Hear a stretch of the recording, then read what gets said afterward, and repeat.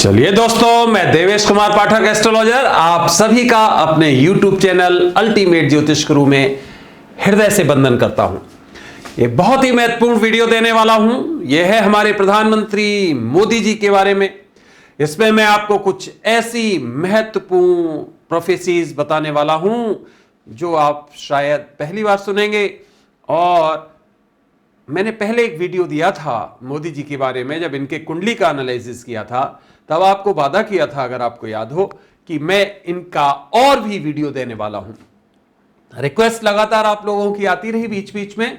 अब वो टाइम आया है कि मैं उस वीडियो को दूं, क्योंकि नया साल भी शुरू हो रहा है और कुछ विशेष घटनाएं भी शुरू होने वाली हैं।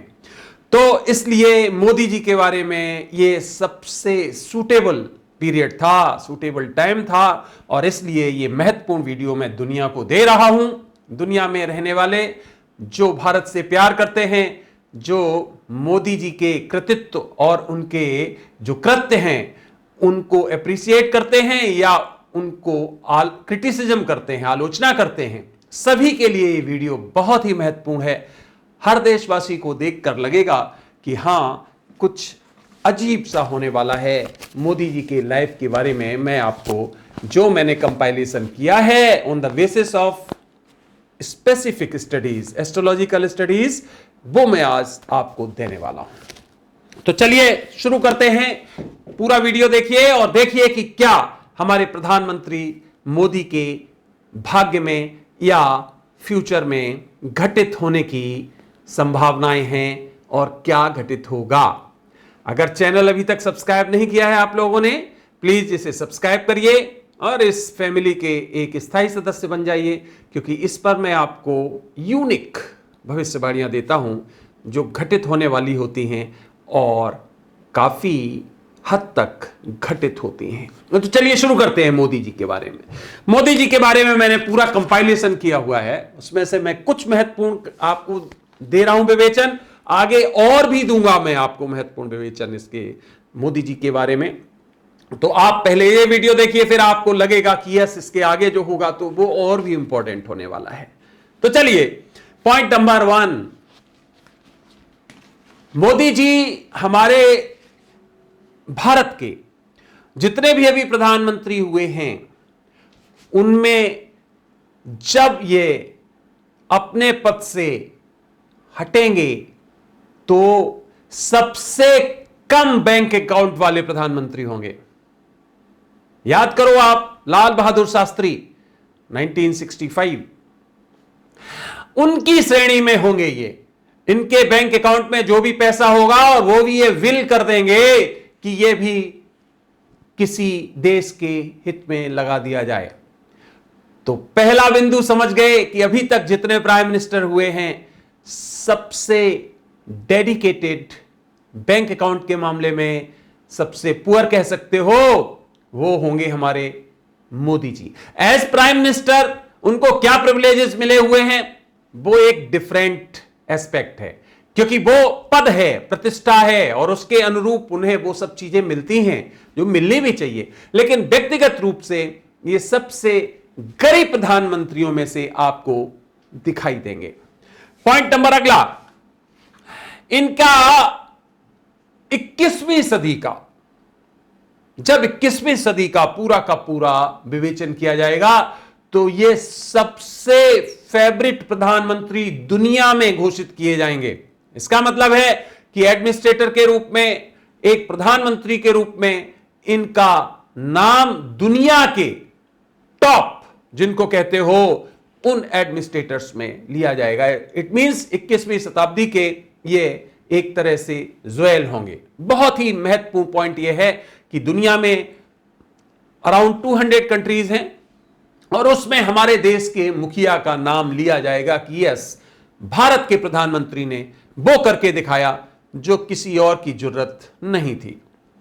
पॉइंट नंबर 3 बहुत इंपॉर्टेंट, अभी तक जितने भी प्रधानमंत्री हुए हैं, सबसे ज्यादा अगर कोई अवार्ड्स और प्राइजेस मिलेंगे तो वो मोदी जी को मिलेंगे, चाहे वो नेशनल हो चाहे वो इंटरनेशनल हो। दोनों ही परिस्थितियों में ये जितने भी अभी तक प्रधानमंत्री हुए हैं उनमें सब में टॉप पर होंगे, पहली पंक्ति में दिखाई देंगे ये।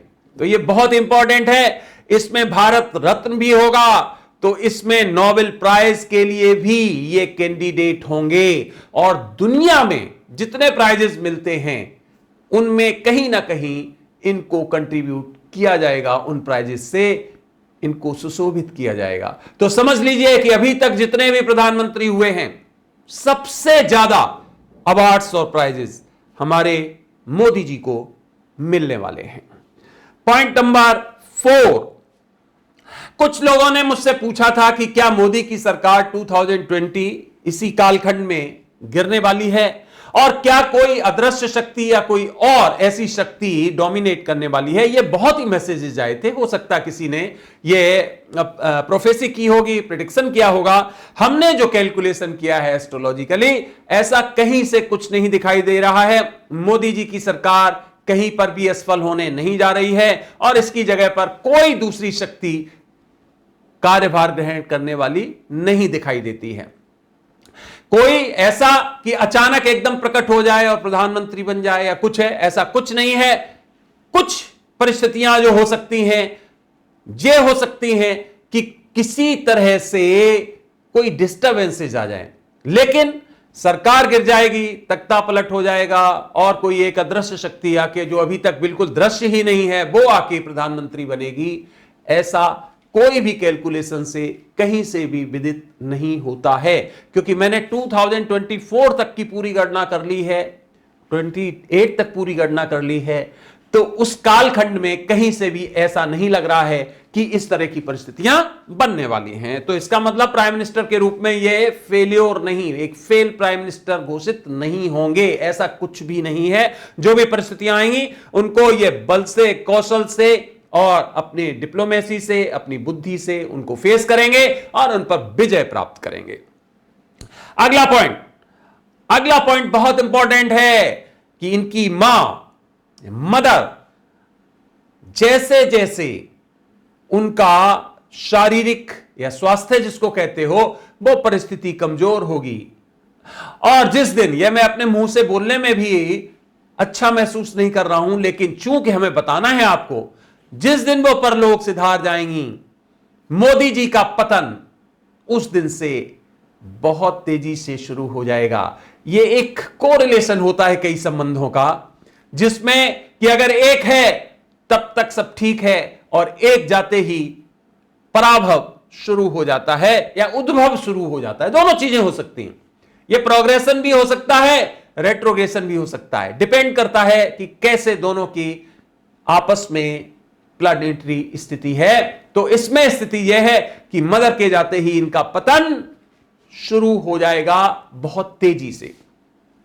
अगला पॉइंट, इनके कारण विरोधी देश जो हमारे पड़ोसी देश हैं, उसके सरकार में, जिसको कहते हो ट्रेमर्स, आएंगे और सरकार परिवर्तित होने के पूरे संभावनाएं दिखाई दे रही हैं।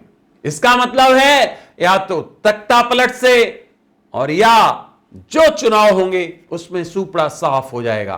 तो ध्यान दीजिए, यह मैं बहुत ही पर्टिकुलर विवेचन आपको दे रहा हूं कि अभी इसका मतलब कुछ ऐसी कार्यवाहियां होनी हैं जिसके कारण उस देश में लोग अपने प्रधानमंत्री से नफरत करेंगे और अल्टीमेटली उनको उठाकर सिंहासन से फेंक देंगे। यह हमारी भविष्यवाणी बहुत ही क्लियर, क्रिस्टल क्लियर है। नोट कर लीजिए आप कि यह परिस्थितियां इस समय बिल्कुल बनी हुई हैं और अगले 2 साल तक आप देखेंगे कि वो चीजें घटित होंगी जो आपको हतप्रभ कर देंगी।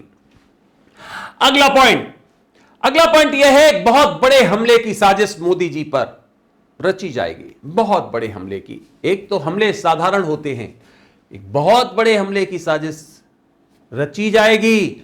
उसका क्या होगा रिजल्ट, वो मैं आपको और आगे वीडियो में बताऊंगा। जैसे जैसे वो कालखंड पास में आएगा मैं आपको बताऊंगा कि yes, this is the time जब यह घटना घटित होगी।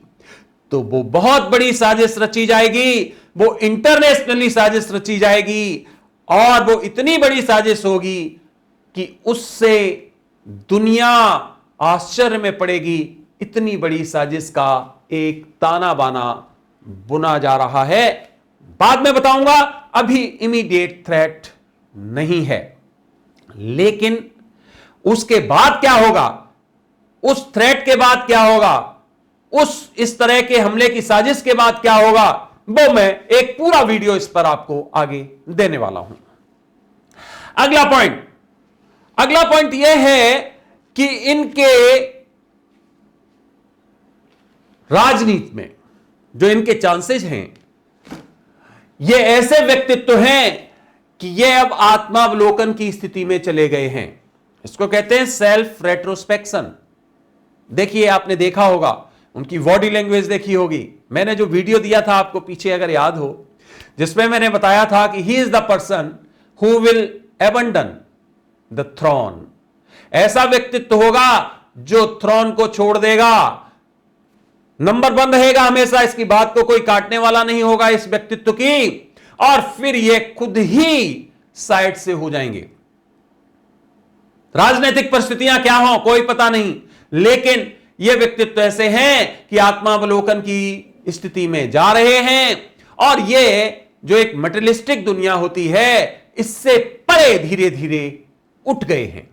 तो ये आप देखेंगे आगे परिस्थिति ये बनने वाली है कि मोदी जी स्वतः संज्ञान लेंगे और अपने गद्दी को छोड़ने की घोषणा कर देंगे।